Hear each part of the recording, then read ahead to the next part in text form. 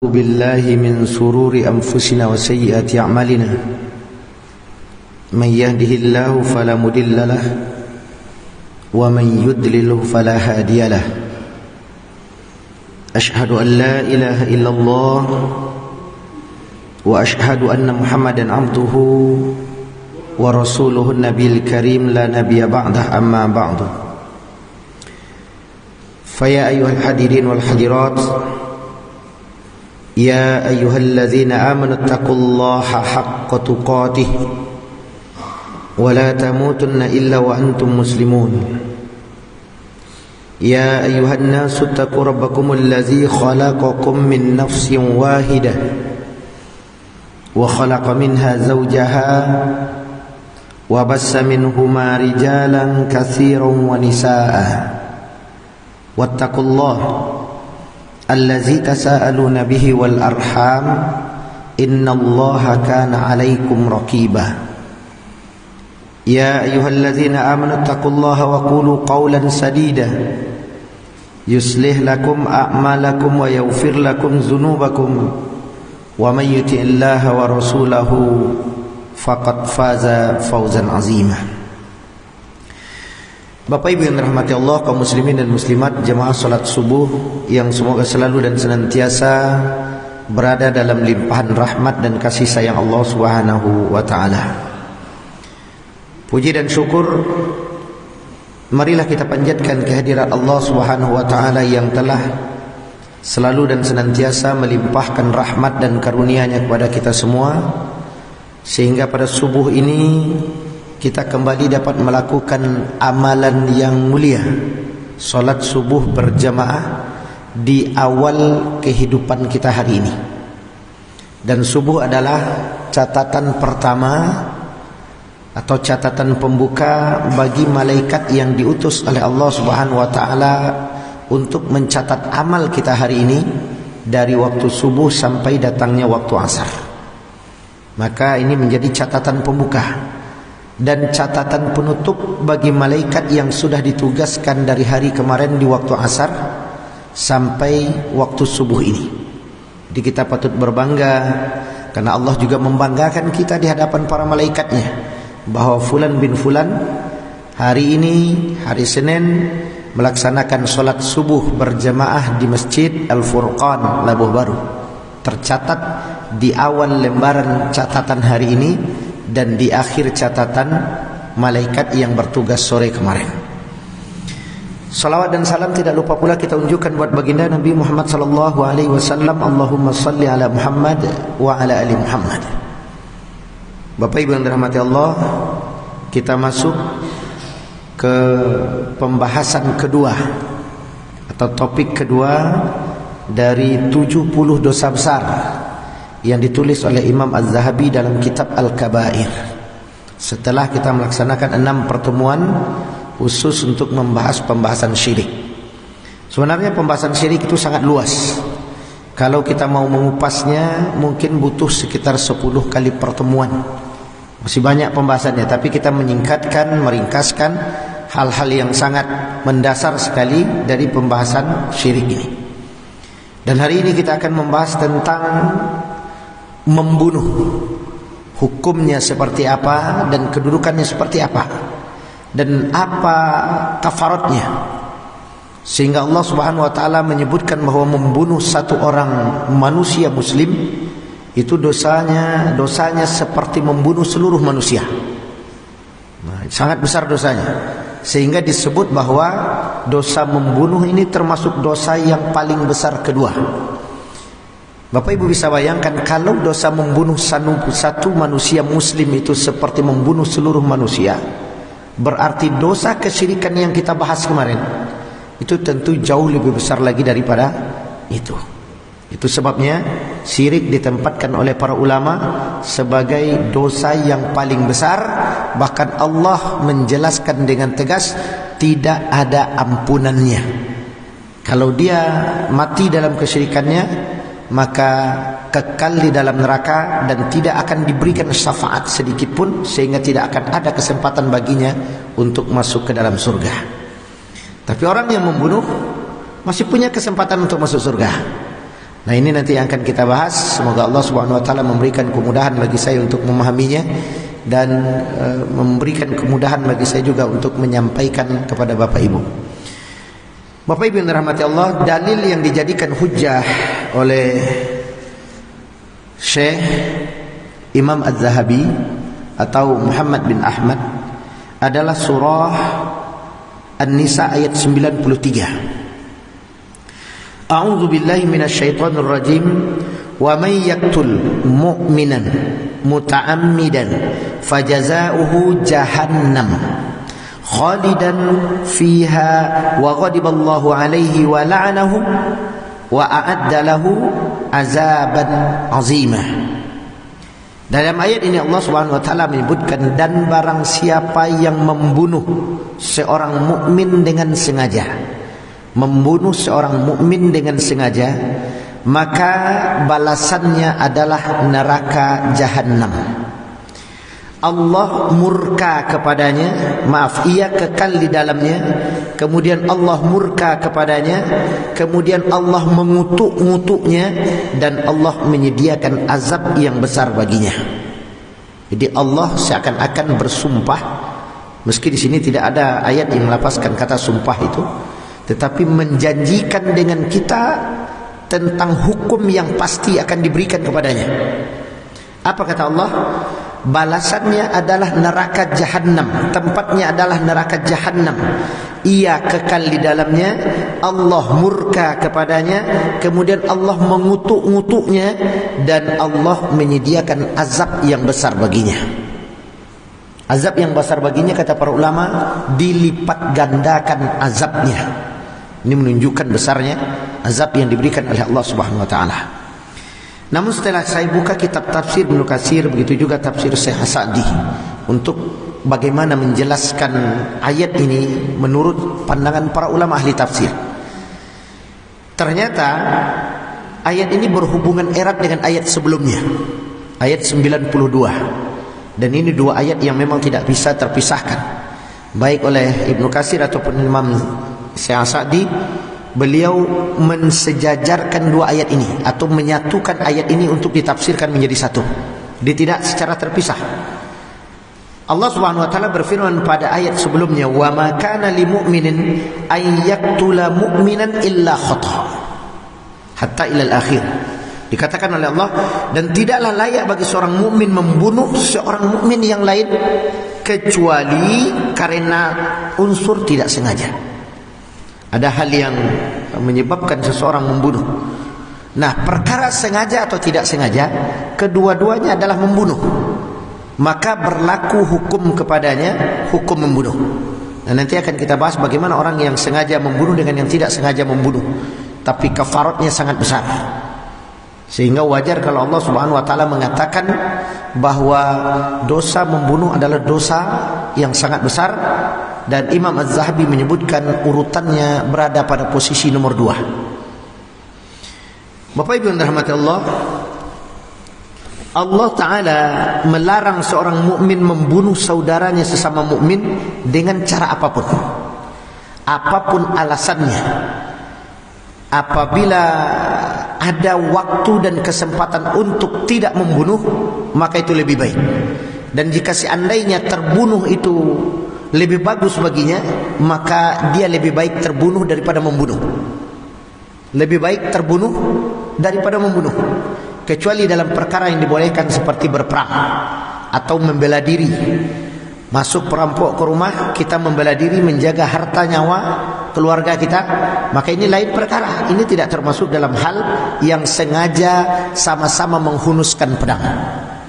Kita lihat bagaimana Utsman bin Affan ketika beliau dibunuh. Rumahnya dikepung oleh 36.000 para pendemo.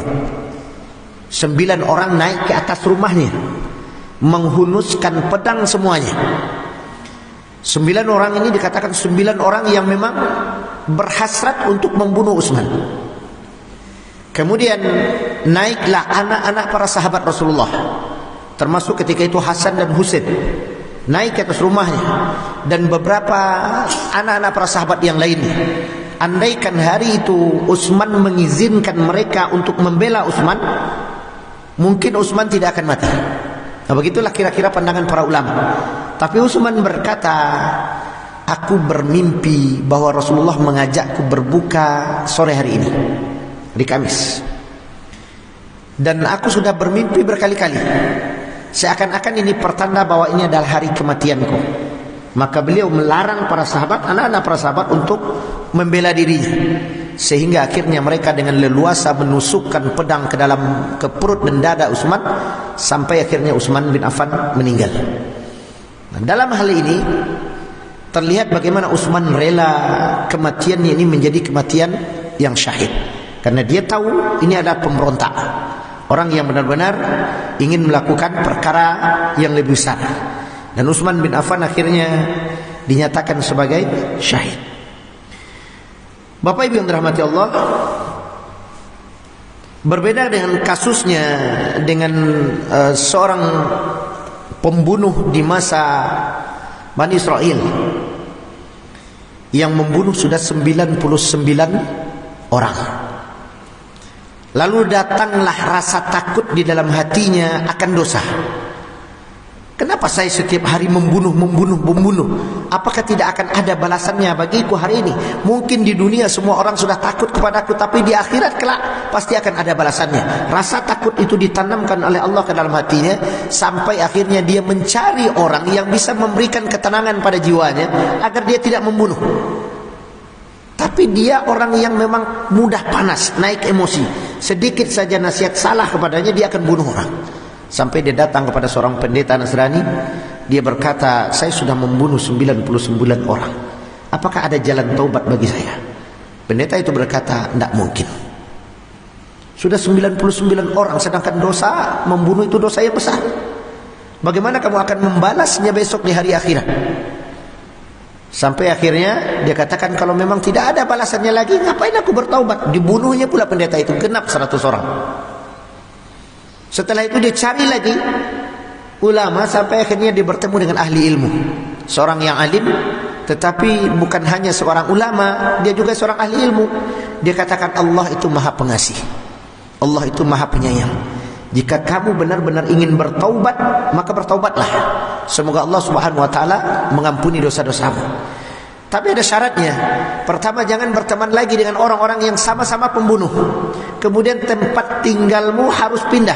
Kamu harus hijrah dari tempat yang buruk itu kepada tempat yang baik. Akhirnya dia pun hijrah.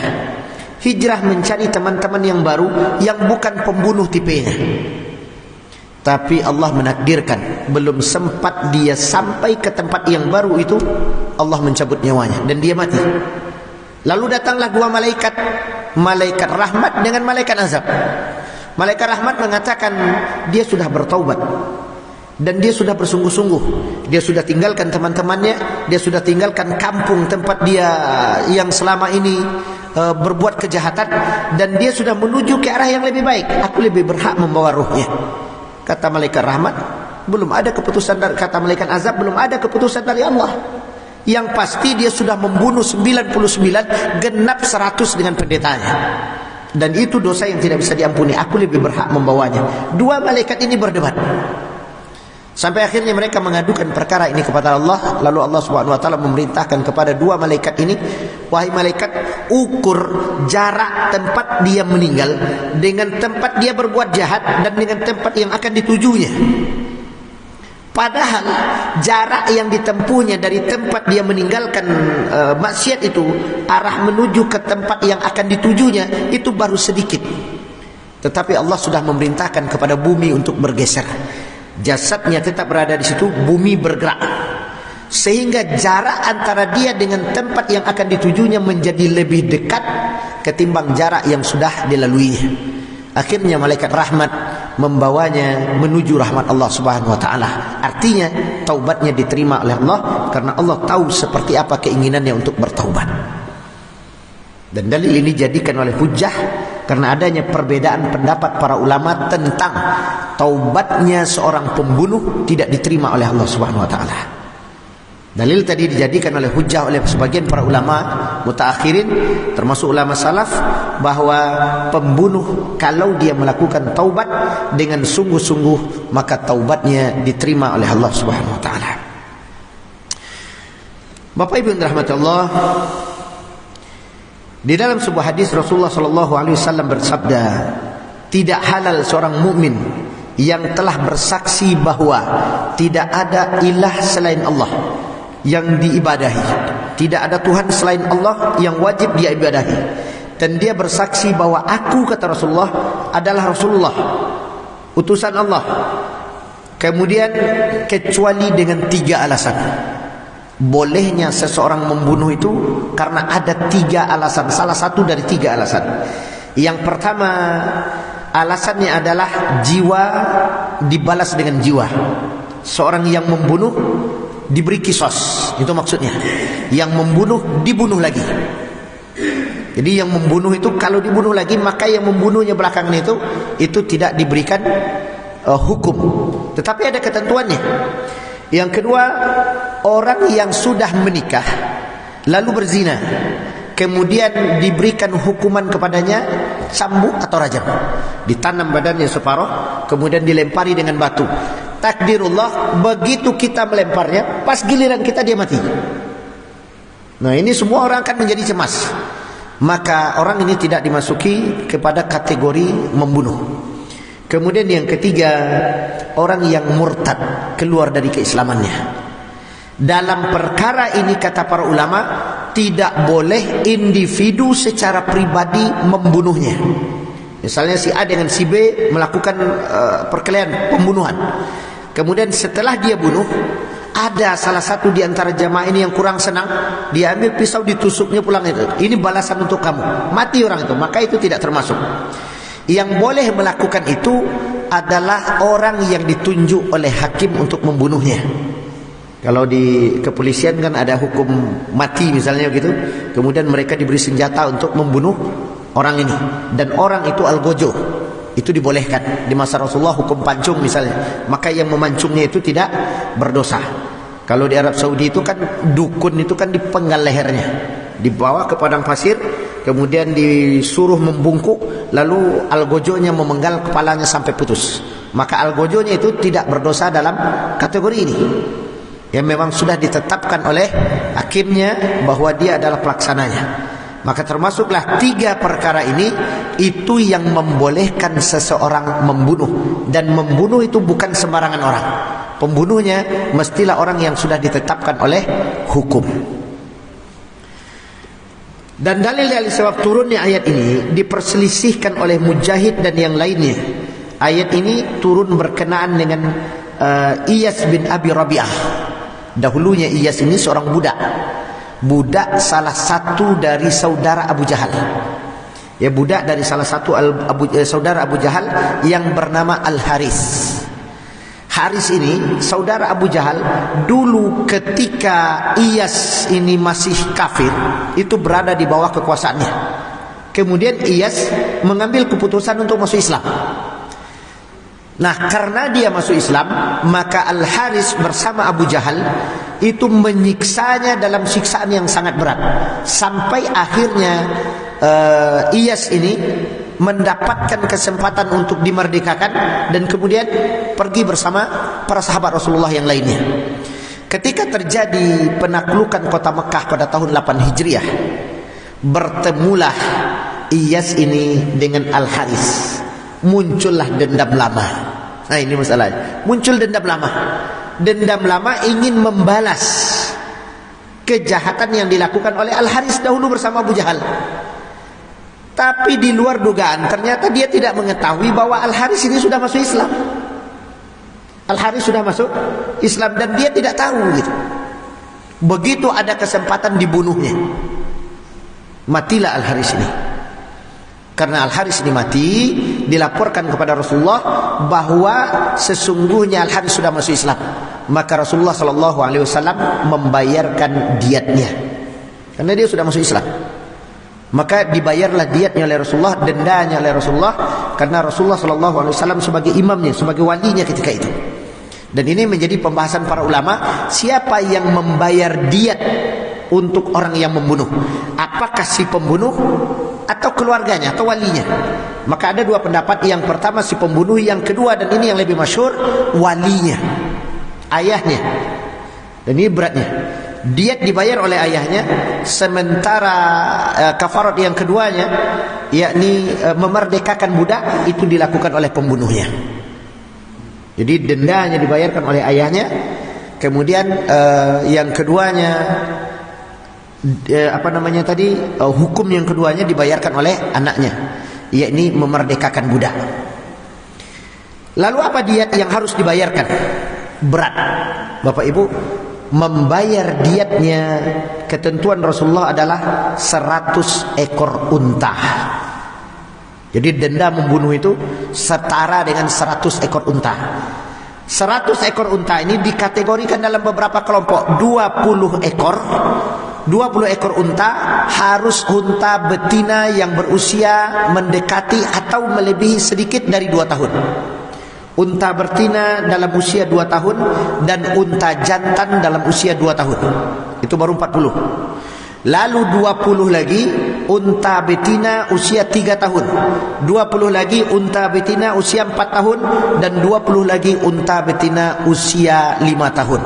Jadi genap semuanya 100 ekor unta untuk satu nyawa. Unta sekarang berapa satu ekor, Pak? Tidak tahu. Awak sapi tahu sekian nak. Sapi saja setidaknya sudah 16 juta, bahkan sudah 20 juta gitu ya. Kalau unta mungkin tidak akan kurang dari 25 atau 30 juta. Kira-kira berapa itu kalau 30 juta? 25 lah. 25 kali 100 berarti 2,5 miliar. Itu dendanya. Kecuali kalau dimaafkan. Ini perkara lain. Kalau dimaafkan oleh pihak keluarga, sudahlah saya maafkan, tidak ada diat, tidak ada denda, maka ini lain hal. Perkara yang seperti ini berarti tidak berlaku hukumnya. Tapi kalau dia menuntut hak, boleh sampai kepada 2,5 miliar. Itu boleh. Kalau dia minta cuma 200 juta saja, ya boleh, karena itu memang yang disepakatinya. Tapi dendanya ini sangat besar. Tetapi ulama yang lain berpendapat ayat ini bukan berturun hanya sekedar turun dengan pembahasan iyas saja, tapi termasuk ayat ini menjelaskan tentang kedudukan Abu Darda yang membunuh seorang muslim. Apa masalahnya? Beliau diperintahkan oleh Rasulullah SAW untuk berperang bersama kaum muslimin yang lain sampai bertemu dengan salah seorang yang sudah terdesak. Sama-sama menghunuskan pedang. Tetapi beliau ketika akan menghunuskan pedangnya, menebaskan pedangnya ke leher musuhnya, musuhnya ini bersyahadat, asyhadu an la ilaha illallah wa asyhadu anna Muhammad Rasulullah. Begitu ucapan itu selesai, lehernya pun putus. Berarti dia kan sudah muslim. Dia sudah muslim. Dalam kitab Sahih Bukhari dikatakan bahwa sesungguhnya dia sudah membunuh seorang muslim. Lalu dipanggillah oleh Rasulullah SAW, kenapa engkau membunuh seorang muslim? Bukankah dia sudah bersyahadat? Kenapa engkau tidak tahan pedangmu? Dia mengucapkan itu Rasulullah tidak lain hanya untuk membebaskan dirinya saja, agar tidak dibunuh. Maka kata Rasulullah, apakah kamu sudah membelah dadanya, melihat isinya, mengetahui bahwa dia sungguh-sungguh atau tidak? Ini hati-hati, Pak. Jangan hanya menghukumnya saja. Apa kamu sudah mengetahuinya? Dari mana kamu tahu bahwa dia sungguh-sungguh atau pura-pura, sehingga engkau menebaskan lehernya dengan pedangmu? Nah, ini berkenaan dengan terlalu cepatnya beliau mengambil keputusan untuk membunuhnya. Apa salahnya ditahan begitu ya, sehingga berlakulah hukum diat. Akhirnya Rasulullah SAW membayarkan diatnya juga. Rasulullah membayarnya dan diambil dari Baitul Mal. Kasus yang ketiga, kasus Khalid bin Walid yang diutus oleh Rasulullah SAW kepada satu kaum yang jumlah mereka cukup banyak, diperintahkan untuk masuk Islam dan mereka masuk Islam, tetapi mereka tidak bisa mengucapkan kami Islam. Hanya saja dia mengucapkan kami sudah keluar dari agama lama kami. Ucapan itu tidak sama dengan ucapan yang diinginkan oleh Khalid bin Walid, sampai akhirnya Khalid bin Walid memenggal kepala mereka dan membuangnya ke sungai. Dan itu jumlahnya sangat banyak. Ada yang meriwayatkan 600 atau 6.000 orang dibunuhnya. Banyak. Sampailah kabar ini kepada Rasulullah sallallahu alaihi wasallam. Akhirnya Rasulullah sallallahu alaihi wasallam mengangkat tangannya berdoa dengan khusyuk, ya Allah, aku berlepas tangan dari apa yang dilakukan oleh Khalid. Menunjukkan bahwa perbuatan Khalid ini tidak dicintai oleh Rasulullah dalam perkara ini. Berlepas tangan dari perbuatan Khalid. Tetapi Rasulullah tidak berlepas tangan begitu saja. Sebagai pemimpin, sebagai khalifah, beliau menunjuk Ali untuk mengumpulkan semua Baitul Mal, kemudian datang ke tempat di mana kejadian itu terjadi, lalu membayarkan diat untuk semua orang keluarga yang dibunuh tadi. Dibayar diatnya, kemudian dibayar dendanya, sampai kepada piring-piring makanan anjing yang pecah itu diganti. Dan begitu beratnya hukum membunuh, sehingga kita benar-benar dilarang oleh Allah Subhanahu wa taala membunuh. Dan karena dendanya besar, karena Allah Subhanahu wa taala menjelaskan bahwa seseorang telah mengambil hak Allah, yakni membunuh yang semestinya dilakukan oleh Allah Subhanahu wa taala, karena dia yang menciptakan, dia yang berhak untuk mematikan, sementara manusia tidak berhak untuk mematikannya, membunuhnya. Ini beberapa pendapat para ulama tentang sebab turunnya ayat ini. Bapak Ibu yang dirahmati Allah, kaum muslimin dan muslimat, jemaah salat subuh yang semoga selalu dan senantiasa berada dalam limpahan rahmat dan karunia Allah Subhanahu wa taala. Kemudian firman Allah Subhanahu wa taala, illa an yasaddaqu, kecuali mereka bersedekah. Maksudnya memberikan diat itu diserahkan kepada keluarga korban, kecuali mereka memaafkan. Kalau memaafkan berarti tidak berlaku lagi hukum untuk membayar diat. Tidak ada lagi hukum denda bagi mereka kalau kita dimaafkan. Saya melihat sebuah video postingan orang muslim yang dibunuh oleh orang Amerika, kemudian terjadi persidangan. Ini kasus yang sangat menarik. Bersidang, akhirnya keluarga muslim ini menang. Keluarga muslim menang, kemudian yang kafir ini akan dipenjara. Tapi ada kisah menariknya, itu pihak keluarga muslim yang tadinya berhasrat untuk menegakkan hukum, kemudian memaafkan dia, kemudian memeluknya dan menyampaikan kepada keluarganya, kalau seandainya anakmu ini ingin, maka kami mau membesarkannya, memeliharanya dan mendidiknya menjadi seorang muslim. Nah, ini kan luar biasa ya, memaafkan musuh padahal yang membunuhnya orang kafir. Nah, sekarang kita bahas bagaimana kalau seandainya yang kita bunuh itu orang kafir. Kalau tadi yang disebutkan oleh Allah Subhanahu wa taala adalah membunuh nyawa seorang muslim. Kalau dia orang kafir yang dibunuhnya, kafir tulen. Dan ini termasuk perkara baik disengaja ataupun tidak. Bagaimana pendapat para ulama? Jika si terbunuh dari kaum yang memerangi kamu, maksudnya non muslim, dimulai dari jika si terbunuh adalah orang yang memusuhimu padahal kamu seorang mukmin, kita muslim, dia kafir, maka hendaklah si pembunuh memerdekakan hamba sahaya yang mukmin dan tidak membayar diat. Dia hanya memerdekakan seorang budak. Jadi cari budak yang muslim. Budak itu tidak peduli apakah masuknya tadi, masuknya kemarin, masuk Islamnya. Yang penting dia sudah muslim. Dan para sahabat dahulu untuk menunjukkan seseorang itu sudah muslim atau tidak, akan dibawa budak itu kepada Rasulullah. Maka Rasul akan berkata kepadanya, di mana Tuhanmu? Orang itu menjawab, di langit, fis sama. Kemudian apakah engkau mengakui bahwa aku adalah Rasulullah, utusan Allah? Ya, saya mengakuinya. Nah, kemudian dikatakan, apakah kamu beriman kepada hari berbangkit di mana amalmu akan dihisap? Ya, saya yakin. Maka dia muslim. Nah, begitu cara Rasulullah SAW dahulu mengetahui budak ini benar-benar beriman atau tidak, dan dia muslim atau tidak. Dan ini diriwayatkan dalam banyak hadis, diantaranya ketika Rasulullah SAW bersama Abu Bakar dengan seorang budak yang diminta oleh Rasulullah agar diberikan minuman dari air susu kambing. Beliau minta, wahai budak, berikan kami dengan Abu Bakar 2 gelas air minum dari susu kambing. Kata budak ini, aku tidak berhak memberikannya. Kenapa? Karena kambing-kambing ini milik tuanku. Tapi tuanmu tidak mengetahui, kata Abu Bakar. Tuhanku tidak mengetahui, tapi Allah mengetahui.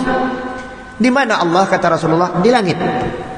Apakah engkau beriman kepada Muhammad Rasulullah? Iya, saya beriman.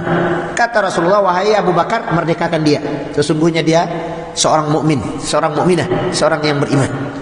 Nah, ini juga dalil menunjukkan bahwa mengakui Allah dan Muhammad, Allah sebagai Tuhan, kemudian Muhammad sebagai Rasulnya, termasuk perkara yang sangat bagus untuk menentukan seorang muslim. Dan dalil ini juga dijadikan hujjah oleh para ulama bahwa besok di hari akhirat orang non muslim yang mati sebelum usia balik, apakah mereka masuk neraka mengikuti bapaknya atau mereka bisa masuk surga? Punya kesempatan masuk surga. Apabila dia menjawab siapa Tuhanmu, maka dengan iman dia menjawab Allah. Apakah engkau mengakui Muhammad sebagai Rasulullah? Ya, saya mengakuinya. Maka dia akan masuk surga. Tapi kalau dia sudah balik, maka dia akan bertanggung jawab terhadap amalnya. Bapak Ibu yang dirahmati Allah, kaum muslimin dan muslimat yang semoga selalu dan senantiasa berada dalam lindungan dan rahmat Allah Subhanahu wa taala. Kemudian dalam riwayat yang kedua dijelaskan bahwa sesungguhnya jika si korban adalah seorang muslim, jika korbannya orang muslim tetapi walinya masih kafir, jadi mu'allaf, dia membunuh seorang muslim tetapi ayahnya masih kafir. Kafir yang disebut di sini adalah kafir harbi, masih kafir. Maka tidak berlaku diat untuknya. Yang berlaku adalah si pembunuh memerdekakan budak dan dia tidak membayar diat. Diat yang mana tadi? 100 ekor unta. Nah, ini yang disebutkan oleh para ulama tentang hukumnya. Sebaliknya, jika ia si terbunuh itu dari kaum yang kafir, yang ada perjanjian damai dengan kamu. Kita maksud di sini adalah kafir zimmi, orang kafir yang sama-sama mencintai keislamannya. Dia kafir zimmi. Muslim nanti gotong royong ke masjid, dia ikut membantu. Nanti orang bersedekah, dia ikut membantu. Dan mereka sudah terikat kebaikan dengan kita dan berdamai dengan kita, tidak memusuhi kita. Kalau itu terjadi, bapaknya kafir zimmi, anaknya kafir zimmi, atau anaknya muslim, maka dua-duanya berlaku. Diatnya berlaku, kemudian kafaratnya juga berlaku. Dan itu dijelaskan sama seperti membunuh seorang mukmin. Kenapa bisa disamakan dengan membunuh seorang mukmin? Karena dia sudah berjanji damai dengan Allah dan Allah menjaminnya.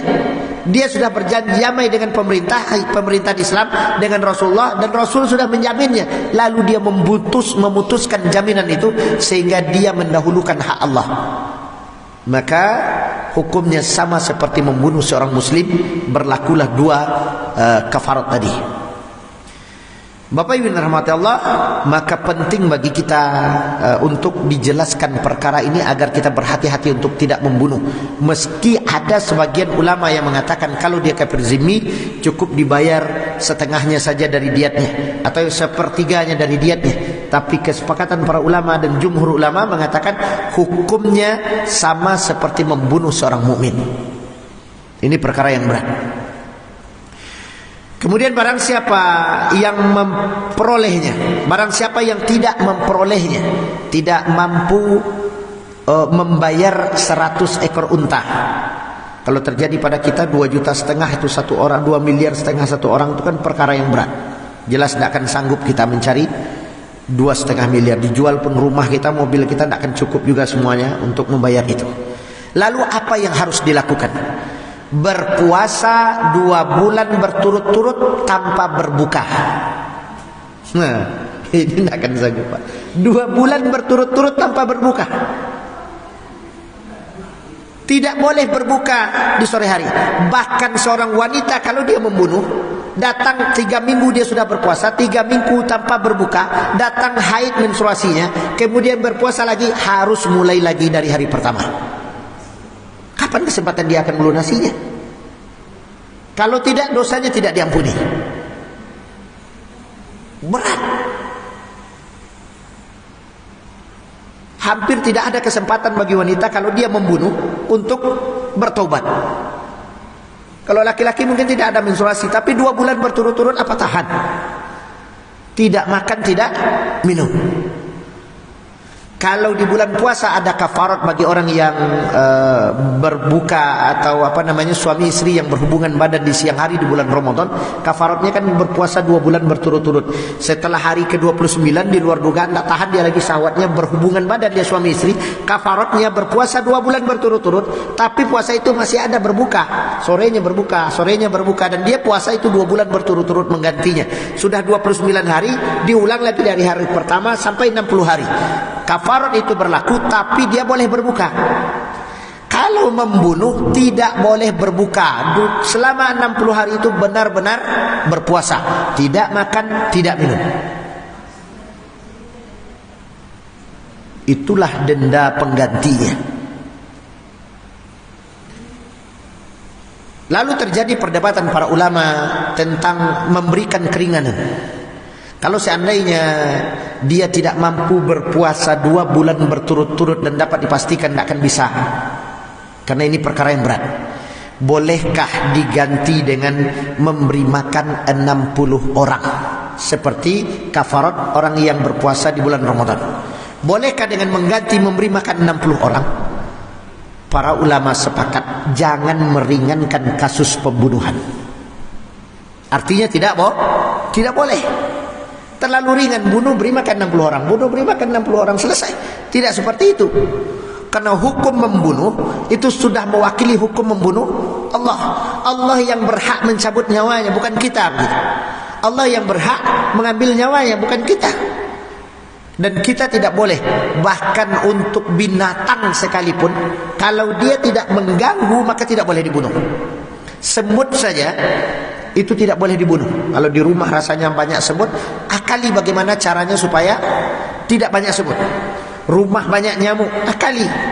Saya pernah memperhatikan kalau rumah itu gelap, lampunya redup, nyamuk banyak. Beli bola lampu yang terang, nyamuk akan pergi.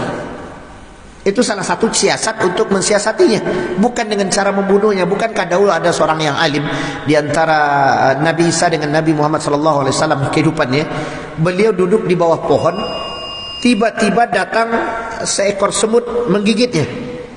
Lalu semut itu dibunuh. Setelah semut itu bunuh, dia tidak puas membunuh semut itu satu. Dilihatnya di bawah daun tempat dia duduk, ternyata sarang semut. Akhirnya entah dengan api, entah dengan apa, semua semut itu dibunuh. Sehingga turunlah peringatan Allah, yang menggigitmu cuma satu, kenapa yang kau bunuh semuanya? Menunjukkan tidak bolehnya membunuh. Kita kan kadang-kadang seperti itu juga, Pak. Banyak semut di rumah digulung koran, hidupkan api, dibakar. Padahal membunuh dengan cara membakar itu hanya Allah yang boleh melakukannya. Dan itu dilakukan oleh Allah besok ketika seseorang masuk neraka. Jadi hukum membunuh dengan api ini termasuk hukum yang dilarang. Bahkan memakan makanan yang dipanggang atau dibakar itu termasuk perkara yang oleh para ulama menyebutkan kurang bagus. Memakan ikan bakar, ayam bakar yang menggunakan api. Ya, nah, siasat yang paling bagus itu mungkin kita memanaskannya dengan api, dengan bara dan sebagainya. Tapi membakar dengan api yang menyala itu perkara yang kurang baik. Bapak Ibu yang dirahmati Allah, kaum muslimin dan muslimat, Allah Subhanahu wa taala sudah banyak menjelaskan ayat-ayat tentang dilarangnya membunuh. Kemudian dalil yang kedua yang diangkat oleh Syekh Imam Az-Zahabi tentang larangan membunuh adalah surah Al-Furqan ayat 68 sampai 70. Dan orang-orang yang tidak menyembah Allah yang lain beserta Tuhan, yang tidak menyembah ilah yang lain beserta Allah, tidak membunuh jiwa yang diharamkan kecuali dengan alasan yang benar, dan tidak berzina. Artinya ketiga perbuatan itu tidak dilakukan.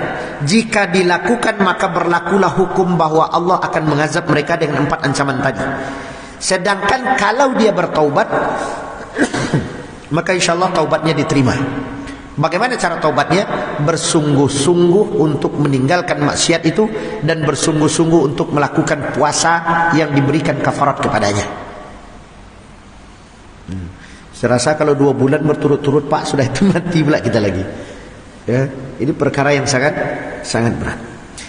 Oleh karena itu kami tetapkan satu hukum bagi Bani Israel dalam surah Al-Maidah, bahwa membunuh satu orang yang beriman setara dosanya dengan membunuh seluruh manusia. Ayat ini juga berlaku bagi kita kaum muslimin. Membunuh satu orang muslim maka dosanya seperti membunuh seluruh manusia. Maka ketika ada seseorang yang sudah sama-sama menghunuskan pedang, sama-sama ingin, ini sudah ada dendam kusumat, begitu bertemu dua-duanya mengambil perang, dua-duanya mengambil pedang dan sama-sama menghunusnya, kemudian berkelahi dengan pedang itu, satu di antara mereka mati. Berkatalah Rasulullah SAW tentang 2 orang ini, sesungguhnya keduanya masuk neraka. Ada yang bertanya, ya Rasulullah, kenapa? Kalau yang membunuh kami terima dia masuk neraka, tapi yang terbunuh bagaimana? Yang terbunuh juga punya hasrat membunuh, tapi sayangnya dia kedahuluan terbunuh. Karena orang ini dua-duanya sama-sama ingin membunuh. Maka yang tidak termasuk dalam hal ini dijelaskan oleh para ulama adalah orang yang membela diri, seperti yang dikatakan tadi, berperang. Kalau berperang di masa Rasulullah kan itu diingatkan, bertakbir dahulu, Allahu Akbar, Allahu Akbar, sampai selesai azannya. Tapi mereka tidak juga datang untuk bersyahadat, maka diberi peringatan kedua. Kalian memilih masuk Islam, membayar jizyah atau perang. Kalau memilih masuk Islam, datanglah kemari dan bersyahadatlah. Kalau ingin membayar jizyah, kalian tetap dengan agama kalian, tapi bayar denda, bayar upeti. Kalau yang ketiga tidak mau, berarti kita perang. Baru berperang. Dan ketika itu kita menegakkan agama Allah, diperintahkan oleh Allah, maka hukum ini tidak berlaku. Nah, yang ketiga tadi membela diri, seorang masuk ke rumah kita ingin mengambil hak kita, kita membela diri, lalu terjadi pembunuhan dan kemudian kita dibebaskan dari hukum ini. Apabila surat At-Takwir, apabila bayi-bayi perempuan, termasuk maksudnya bayi-bayi perempuan atau bayi laki-laki yang dibunuh ketika berada di dalam rahim, atau anak-anak perempuan seperti yang terjadi di zaman Quraisy dahulu yang dibunuh hidup-hidup. Umar bin Khattab kan dalam sejarah pernah mengubur anaknya yang masih kecil, ya, ketika berumur 5 atau 6 tahun. Setelah diketahui anak ini perempuan, akhirnya dibunuh karena alasannya mereka pada waktu itu perempuan ini tidak membawa berkah. Perempuan tidak bisa berperang, perempuan tidak bisa berniaga, sehingga tidak menghasilkan, dia hanya makan saja di rumah, menghabiskan harta saja, maka dibunuh. Nah, hukum membunuh itu besok anak-anak ini akan ditanya, apa ayah, alasan ayah membunuh kami? Apa alasan ayah membunuh kami? Kami orang yang tidak berdosa, kami masih kecil, kami masih anak-anak. Dan itu harus dipertanggungjawabkan. Terakhir Bapak Ibu yang berbahagia, orang-orang yang membunuh ini besok ketika dibangkitkan dari alam kubur, di hari berbangkit, Yaumul Ba'ats, hari berbangkit, begitu dia keluar dari kuburnya, di tangannya ini, di sebelah kirinya akan menggenggam rambut orang yang pernah dibunuhnya, kepalanya. Di tangan kanannya akan diberikan pedang atau pisau yang digunakan untuk membunuh orang ini. Dan dia berjalan ke sana kemari membawa kepala orang itu. Bayangkan kalau dia membunuh banyak orang, pembunuh spesialis, ya, yang tugasnya membunuh orang sebagai pembunuh bayaran. Maka semua orang yang dibunuhnya itu akan berada di sana dan kepala ini bisa berbicara. Sedangkan tubuhnya keluar dari kuburnya tanpa kepala, mencari kepala ini, minta pertanggungjawaban. Sampai-sampai semua orang di padang mahsyar itu mengetahui bahwa inilah orang yang membunuh ini. Kepalanya akan dibawa. Kepalanya itu akan dibawa ke sana kemari, kemudian pedangnya, dan ketika itu dia tidak membunuh orang. Orang tidak akan berlarian melihat dia bawa pedang, karena ke hari itu hari di mana dia mempertanggungjawabkan seluruh amalnya. Hari itu di mana bumi oleh Allah Subhanahu wa taala diperintahkan untuk memuntahkan isi perutnya dan menceritakan kepada seluruh makhluk, inilah yang dilakukan di dunia. Sebagaimana seorang bunuh diri, seorang wanita atau laki-laki yang bunuh diri dengan racun, maka di tangan kanannya itu akan ada racun yang dia gunakan dahulu. Racun yang digunakan untuk minum dahulu tidak bisa lepas. Bahkan ketika dia membuangnya, enyahlah, pergilah. Maka racun itu berkata, aku minta pertanggungjawaban kepada Allah, kenapa kau menggunakan aku untuk bunuh diri? Seorang yang bunuh diri dengan tali, menggantung dirinya dengan tali, kemudian mati di gantungan, maka tali itu tidak akan bisa lepas dari dirinya, karena tali itu menjadi saksi. Dan dia akan berkata kepada orang yang bunuh diri itu, kenapa engkau menggunakan aku sebagai media untuk bunuh diri? Aku minta pertanggungjawaban kepada Allah. Bayangkan, benda seperti itu saja minta pertanggungjawaban kepada Allah, apalagi kita.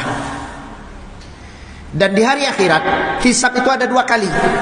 Pertama di padang mahsyar, hisab fisik dengan fisik. Jangankan membunuh Bapak Ibu, menampar saja, maka orang yang ditampar besok akan dihadirkan kepada kita, diberi kesempatan untuk membalas. Semua hisab itu sudah berlaku. Yang membunuh dihukum bunuh lagi di sana. Kemudian yang menampar, yang meninju akan ditinju lagi. Setelah hisab itu selesai, mau masuk surga, sudah berada di pintu surga, berada di atas jembatan Kontoroh, jembatan yang kedua. Ketika dia akan masuk ke dalam surga, Allah belum akan membukakan pintu untuknya sampai dia mencari semua orang yang pernah disakiti hatinya. Ini hisab ruh, yang pernah dilukai hatinya. Bapak ini pernah menangis gara-gara kita, ibu ini pernah menangis gara-gara lisan kita. Orang itu wajib dicari dulu, minta maaf sampai tidak ada lagi dosa dengan seluruh hamba. Bayangkan kalau orang yang kita sakiti itu berada di neraka, kita harus menunggu dia mendapat syafaat dulu, naik ke atas. Orang sudah masuk surga, kita masih menunggu juga di pintu surga karena tidak bisa masuk. Siapa orangnya? Orang ini pernah melakukan maksiat, lalu kita menghinanya, mencelanya. Meskipun buruk, mencelanya pun tidak boleh. Bayangkan Abdullah bin Umar ketika pulang pengajian bersama ayahnya dari rumah Rasulullah, dari masjid Rasulullah. Ketika dia keluar dari masjid, tiba-tiba lewat anjing. Anjing lewat. Apa kata Abdullah bin Umar? Wahai ayah, untuk apa Allah menciptakan anjing ini? Makhluk najis, nggak boleh dipegang, air liurnya najis. Apa kata Umar bin Khattab kepada putranya? Untuk apa engkau menanyakan pertanyaan yang sia-sia? Untuk apa? Apa gunanya? Bersyukurlah kamu diciptakan sebagai manusia. Bersyukurlah kamu diciptakan. Allah Subhanahu wa taala menciptakan sesuatu pasti ada tujuannya. Dan cukuplah kamu bersyukur kamu sudah diciptakan sebagai manusia. Maka dalam perkara ini Bapak Ibu yang berbahagia, berhati-hatilah dalam perkara membunuh, karena dosanya sangat besar, dendanya sangat besar, kafaratnya sangat besar, dan saya yakin kita tidak mampu untuk membayarkan itu. Dan saya rasa di tempat kita pun belum ada baitul mal yang akan mewakili untuk membantu menyelamatkan dosa kita tadi, yang bisa membayar diat sampai sebesar itu. Kemudian untuk kasus berpuasa juga kita tidak akan mampu berpuasa 2 bulan berturut-turut, itu untuk 1 orang. Bagaimana kalau yang dibunuh itu banyak? Dan semoga Allah Subhanahu wa taala menjauhkan kita dari keinginan untuk membunuh yang bukan haknya. Dan semoga Allah Subhanahu wa taala melindungi kita, merahmati kita, dan memberikan kepada kita taufik yang benar, taufik yang lurus, hidayah yang lurus, sehingga kita sampai akhir hayat kita berada di atas jalan yang benar. Demikian, terima kasih. Assalamualaikum warahmatullahi wabarakatuh.